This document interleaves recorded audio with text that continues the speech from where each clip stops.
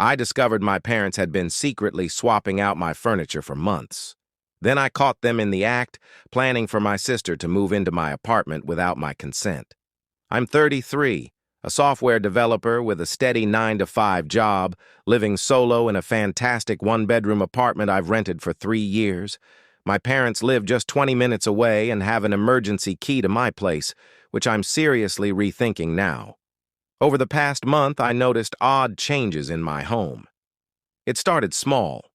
My dark wooden coffee table was suddenly a lighter oak piece. One evening, I stared at it for a solid 10 minutes, wondering if I was losing my grip on reality. I called my friend Kevin to confirm, and he agreed my table used to be darker.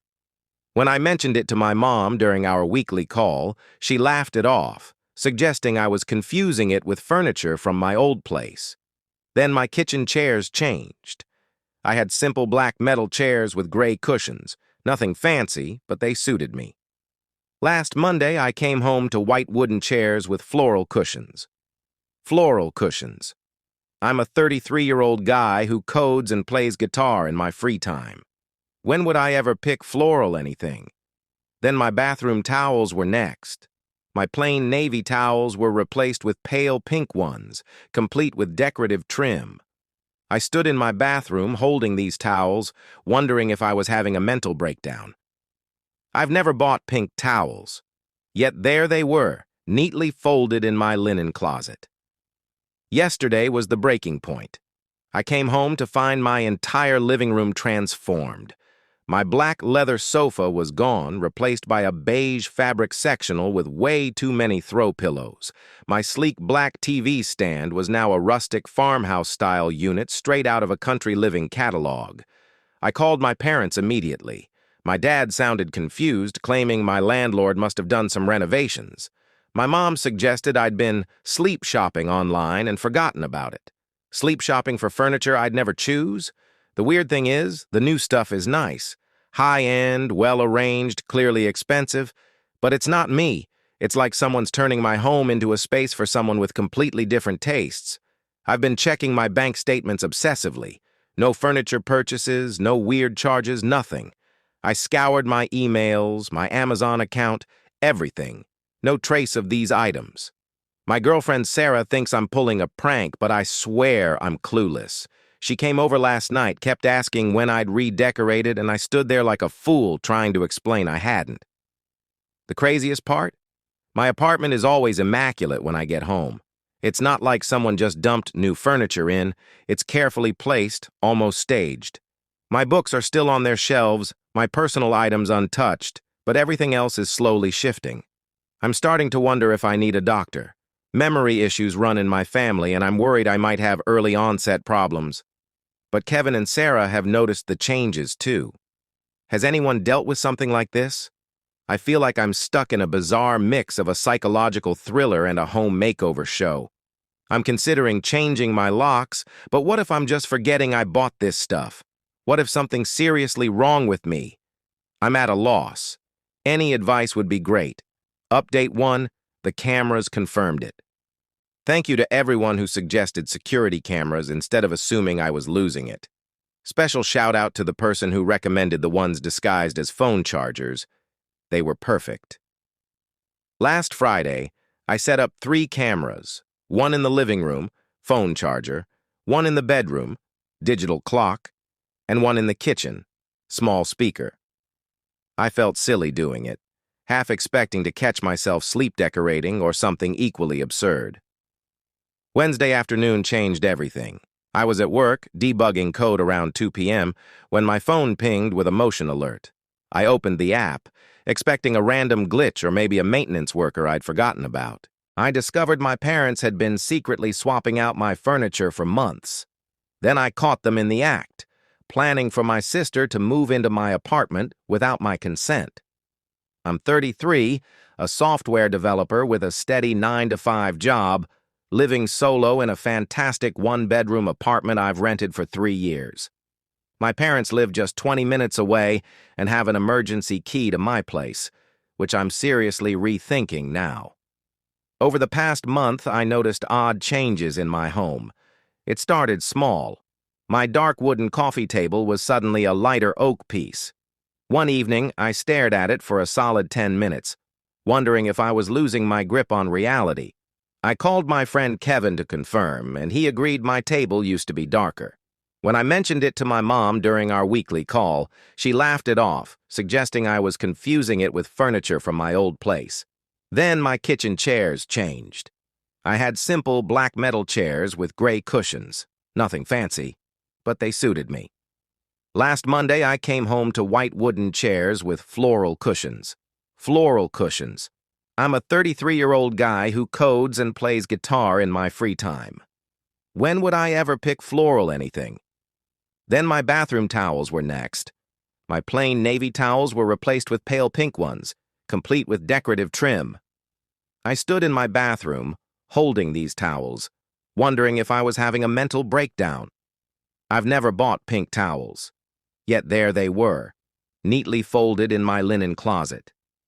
Yesterday was the breaking point.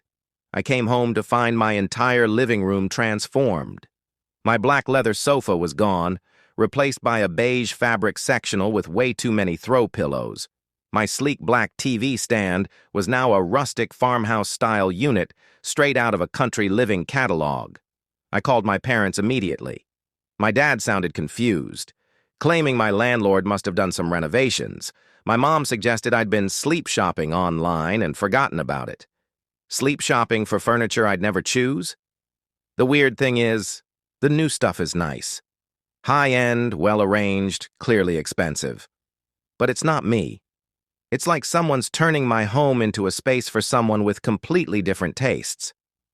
I've been checking my bank statements obsessively. No furniture purchases, no weird charges, nothing. I scoured my emails, my Amazon account, everything. No trace of these items. My girlfriend Sarah thinks I'm pulling a prank, but I swear I'm clueless. She came over last night, kept asking when I'd redecorated, and I stood there like a fool, trying to explain I hadn't. The craziest part? My apartment is always immaculate when I get home. It's not like someone just dumped new furniture in. It's carefully placed, almost staged. My books are still on their shelves, my personal items untouched, but everything else is slowly shifting. I'm starting to wonder if I need a doctor. Memory issues run in my family, and I'm worried I might have early onset problems. But Kevin and Sarah have noticed the changes too. Has anyone dealt with something like this? I feel like I'm stuck in a bizarre mix of a psychological thriller and a home makeover show. I'm considering changing my locks, but what if I'm just forgetting I bought this stuff? What if something's seriously wrong with me? I'm at a loss. Any advice would be great. Update 1, the cameras confirmed it. Thank you to everyone who suggested security cameras instead of assuming I was losing it. Special shout out to the person who recommended the ones disguised as phone chargers. They were perfect. Last Friday, I set up 3 cameras. One in the living room, phone charger, one in the bedroom, digital clock, and one in the kitchen, small speaker. I felt silly doing it, half expecting to catch myself sleep decorating or something equally absurd. Wednesday afternoon changed everything. I was at work, debugging code around 2 p.m. when my phone pinged with a motion alert. I opened the app, expecting a random glitch or maybe a maintenance worker I'd forgotten about. Instead, I saw my parents stroll into my apartment like they owned it. My mom was holding a magazine or catalog, pointing and gesturing to my dad. I couldn't hear them, but her body language screamed, "This goes here, that goes there." My dad was measuring my bookshelf with a tape measure. They spent 45 minutes inside, 45 minutes. They went room to room, my mom snapping photos of various items, my dad jotting notes in a notebook. At one point, Mom sat on the new beige sofa, laying out what I now know were fabric swatches on the coffee table. I saved the footage and confronted them that evening at their house, laptop in hand, ready for answers. The conversation was surreal. When I showed Mom the video, she wasn't embarrassed or shocked. She was annoyed I'd spied on them. My dad asked how much the cameras cost, saying they looked pretty professional. Then it got wild. They didn't even try to hide it. Mom called it a normal family project. Apparently, my sister Jessica is moving back to town in 2 months after her divorce, and they planned for her to live with me temporarily until she's settled. News to me. They'd been replacing my bachelor pad furniture with items more suitable for a woman to make Jessica feel welcome during her transition. Mom thought my black leather sofa was too manly, and the sectional was better for sisterly bonding. When I said I never agreed to Jessica moving in, Mom looked at me like I'd said something absurd. "She's your sister, Robert. Family helps family. You've got a one-bedroom, and she needs a place. It's perfect." I pointed out it's my apartment, and I never signed up to share it. Dad chimed in with stats about how expensive rent is and how Jessica's ex left her in a financial mess. Mom added that Jessica always loved my apartment's potential and has great taste to fix it up. They acted like they were doing me a favor, saying Jessica would help with groceries and I'd enjoy having family around again, like when we were kids sharing a room. I asked about the money. "The furniture isn't cheap." Dad casually said they'd been investing in Jessica's future to ensure she had nice surroundings while recovering. "They've spent thousands on this redesign project." When I said Jessica couldn't move in, that I hadn't agreed, and they needed to return my original furniture, Mom cried. Real tears. She called me selfish, saying I was abandoning family when Jessica needed me most. Dad said he was disappointed in how I handled it, that a real man would step up for his sister. I left without resolving anything but made 2 things clear. Jessica isn't moving in, and they're never entering my place without permission again. I'm changing the locks this weekend. Here's what's nagging me. Has anyone even told Jessica about this?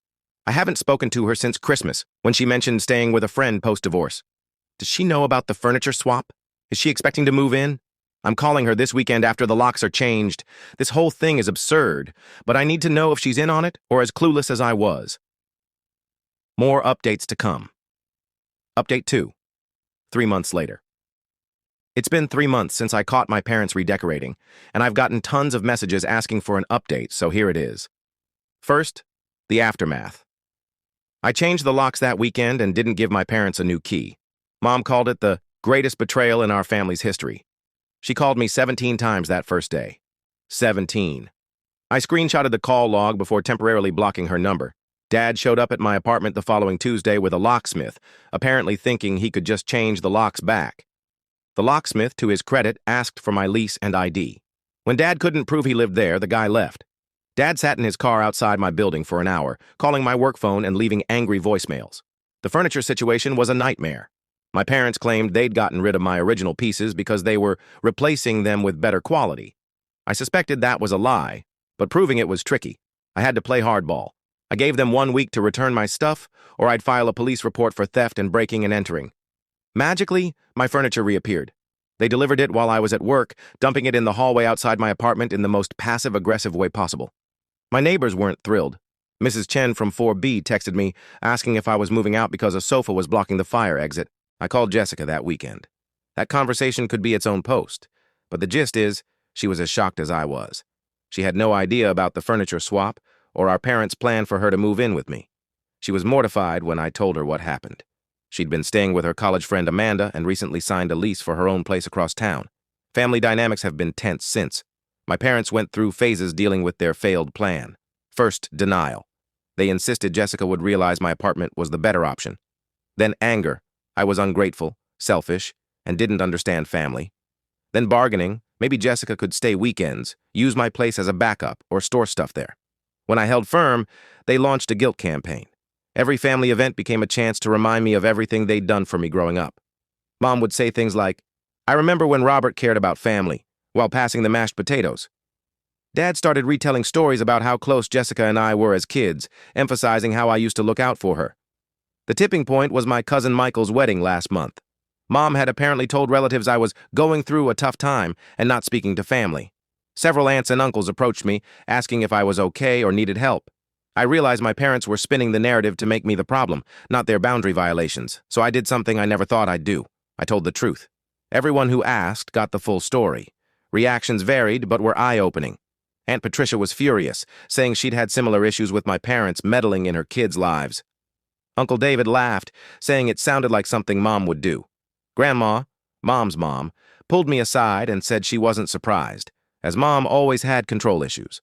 The most shocking reaction came from my cousin Sarah, who said she'd always felt bad for me growing up because she saw how differently my parents treated Jessica and me. She said the whole family noticed but didn't speak up because it wasn't their place. Hearing others had seen this pattern for years was validating but frustrating. Why had no one said anything? My parents are now in sulking mode. They attend family events but barely talk to me beyond a curt, "Hello?" Mom pointedly asks everyone but me how they're doing. Dad talks sports with others while ignoring me. Meanwhile, Jessica and I have grown closer. She's been a huge support when our parents tried reopening the apartment argument. She's also shared her own experiences with their meddling, which has been revealing. My apartment is back to normal, with a few new pieces I chose. My black leather sofa has never looked better. I kept the cameras. Trust but verify, right? I don't regret standing my ground, but it's been emotionally draining. Family dynamics don't shift overnight. Sometimes I wonder if I should have gone along with their plan for peace. But then I remember coming home to a completely redone living room without my consent, and I know I made the right call. Boundaries aren't negotiable, especially with family. Update 3. 6 months later. I wasn't planning another update, but something major happened last week that changed my perspective, and I think you should know about it. Jessica called me last Sunday night. Her voice sounded drained and angry, reminding me of how I felt when I thought I was losing it. "Robert," she said, "I need to ask you something, and I need you to be honest." She told me about her new place, where she's been for 4 months. Strange things were happening. New bathroom towels, upgraded kitchen items, different throw pillows that matched her sofa better. Sound familiar? She'd chalked it up to divorce stress or mixing things up during her move. Our parents had a key to her place for emergencies, just like they had mine. But last week, she came home early with a migraine and caught Mom rearranging her bookshelf and swapping picture frames. Mom had a full explanation ready. "I'm helping you create a positive space. Some of your things are tied to bad memories you need to move past." Jessica's confrontation with our parents was even more revealing than mine. When Jessica demanded to know why they thought they could change her stuff, Mom launched into a detailed account of how she'd been managing our living spaces for years. Here's what chilled me. This wasn't new. Mom admitted to tweaking my college dorm decor because it was too juvenile. She'd adjusted Jessica's first apartment setup when she got married because it wasn't suitable for hosting. She'd even swapped out our clothes over the years, replacing tacky outfits with better ones. Jessica and I talked for 3 hours that night, piecing things together. Remember how I couldn't find my favorite shirts or jackets? Or how Jessica's apartment always had different decor when I visited? Mom had been curating our spaces since we were teens, so subtly we never questioned it. The furniture swap at my place wasn't a one-off. It was the escalation of a long-standing pattern. We only noticed because she got too bold, changing too much too fast. "Robert," Jessica said, "I don't think the plan was ever for me to move in with you." She'd been reflecting since catching Mom in her apartment and had a theory. Our parents used the idea of her moving in to mask their real goal, remodeling both our places to Mom's standards. Jessica thinks they would have stretched the temporary stay long enough to finish both apartments, then found an excuse for her to move back to her own place. It was a perfect cover. They'd get 2 perfectly styled homes, and we'd be too distracted by the cohabitation plan to notice the gradual changes. The more we talked, the deeper it went.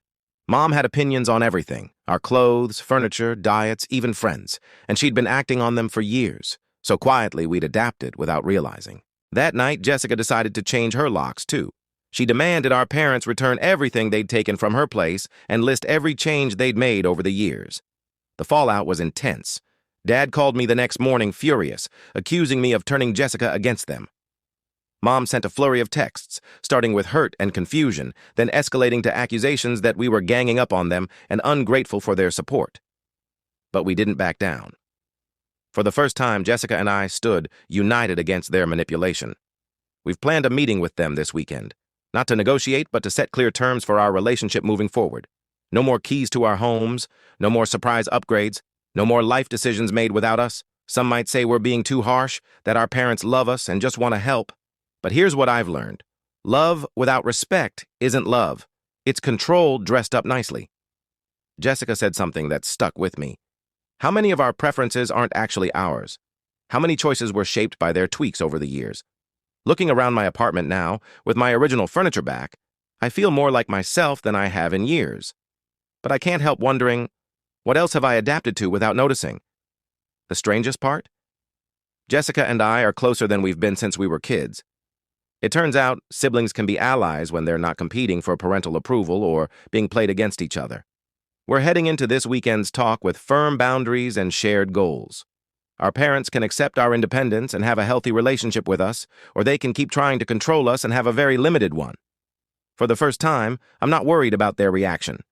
Jessica and I have each other's backs, and that feels stronger than any guilt trip they could throw. I'll update after the meeting, but I'm hopeful. Not because I think they'll change, but because Jessica and I have. We see the pattern now and won't ignore it anymore. Sometimes the best family bonds are built on your own terms. Final update, the talk that set us free. I promised an update after our family meeting, and while I didn't expect it to unfold the way it did, here's how it went. Jessica and I met at a coffee shop beforehand to review our talking points.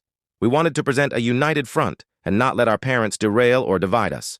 We each had a list of non-negotiable boundaries, and we agreed that if they couldn't accept them, we'd both drastically reduce contact. The meeting was at their house, in the same living room where I confronted them about the cameras months ago. Mom had clearly prepped. She'd set out tissues, displayed family photos prominently, and baked my favorite childhood cookies. Classic manipulation setup. Dad opened by saying he was glad we were finally talking like adults to clear up this misunderstanding. He used misunderstanding 4 times in his opening. Jessica jumped in first, which surprised me. She's always been more conflict-averse, but something's shifted in her since learning the extent of their meddling. She calmly laid out what we'd uncovered. Years of small changes, a pattern of boundary violations, and the orchestrated furniture swap. Mom's response was predictable. Tears. She said she loved us, only wanted the best for us, and couldn't understand why we were attacking her for caring. But then something unexpected happened. Dad, who usually defends Mom, went quiet, completely silent. He listened as Jessica listed specific examples from over the years, his expression shifting. When she finished, he turned to Mom and asked, "Linda, did you really take that painting from her room last year?" Mom's composure faltered. "It clashed with everything else, Richard. It was just sitting there, ruining the aesthetic." "But it was hers," Dad said softly. "She chose it herself." What followed was the most honest conversation our family has ever had. Dad, it turns out, didn't fully know the extent of Mom's redecorating projects. He knew she occasionally helped us organize or pick things out, but not how systematic it was. As we talked, Dad's face went from confusion to concern to shock. When Jessica mentioned clothes that had vanished over the years, Dad looked at Mom and said, "That's why Robert asked about his college sweatshirt last Christmas? You said he lost it." The mask started to slip. Mom tried to justify it, saying everything was done out of love and a desire for us to have nice things, but even she seemed to hear how it sounded when laid out like that. Then Dad asked the question that changed everything. "Linda, how would you feel if your mother did this to you?" The silence was deafening. Mom's relationship with her own mom has been strained for years, partly because Grandma used to criticize Mom's choices and fix things in her home during visits. "That's different," Mom said, but her voice lacked conviction. "How?" Dad pressed. "What's the difference?" Jessica and I just watched as Dad realized his wife had been quietly undermining our autonomy for years. It was like seeing someone solve a puzzle in real time. The conversation wasn't easy, but it was real. Dad agreed to our boundaries immediately. Mom took longer, but with Dad supporting us, her resistance eventually softened. She apologized, not the performative kind she'd tried before, but a real one, admitting she was wrong and our feelings were valid. We set new rules. No keys to our homes, no entering without explicit permission, no changing our stuff, no making plans for our lives without our input. It's been 2 months since that talk, and things are better, mostly. Mom still slips into offering unsolicited decor advice, but Dad's gotten good at shutting it down. "Linda, they didn't ask for your opinion," is his new go-to. Jessica and I have stayed tight, texting often and hanging out without our parents. It's weird having a sister who's truly on my side for the first time as adults. My apartment has never felt more like mine. I've added a few new pieces I picked myself, things that reflect my style. My black leather sofa and dark wood coffee table feel like a victory every time I see them. Jessica's been decorating her place too, deliberately choosing things Mom would hate, like a bold abstract painting with vibrant colors and wild patterns. Mom hasn't commented, but I saw her wince during their last visit. Will our parents change long-term? I'm not sure. Mom still shows controlling tendencies and habits die hard. But Jessica and I are vigilant now. We have each other, and we're not afraid to call it out. Dad's become an unexpected ally, noticing Mom's behavior in other contexts and gently redirecting her.